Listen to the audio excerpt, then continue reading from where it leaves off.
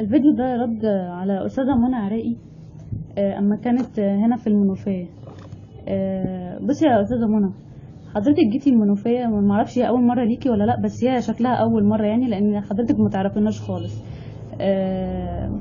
حضرتك جاية تصوري في مفرق طرق يعني 3 دول، يعني بين فيشة وسنتريس اللي هو طريق مصر اللي حضرتك جاية منه، وبين مدينة تانية اسمها سرسليان، وعلى يمين حضرتك منطقة زراعية.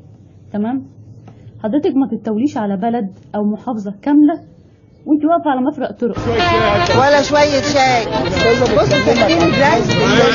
مريض. محدش هنا بيعزم بأي حاجة. شاي او فطار ما تطلبوش بالعربية بحمار، بواحدة بعربية بحمار. عايزين نفطر. نعم. مفيش.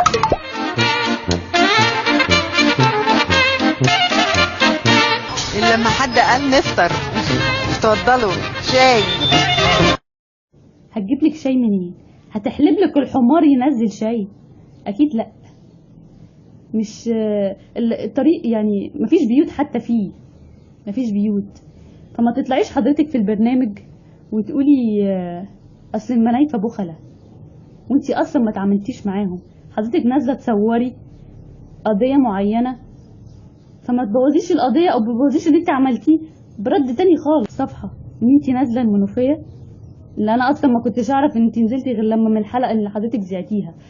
لو كنت حضرتك اعلنتي ان انت نازله كنت هتشوفي الاستقبال اللي يليق بيكي. كنت هتلاقي الشاي، كنت هتلاقي الفطار، العشاء، ورده على الارض لو انت عايزه او مش عايزه كمان. ده كرم مننا ان احنا نستقبلك بالاستقبال ده، مش تنزلي فجأة ونتفاجئ ان انت كنت في المنوفية وبتصوري وبعدين تقولي ده المنايفة بخلة.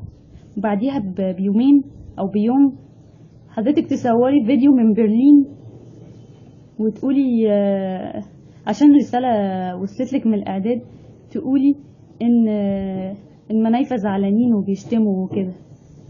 ما هو زعلانين وبيشتموا، بس مش معنى كده تقولي ان احنا لا، ده احنا كنا بنهزر وكده. لا، حضرتك ما كنتيش بتهزري.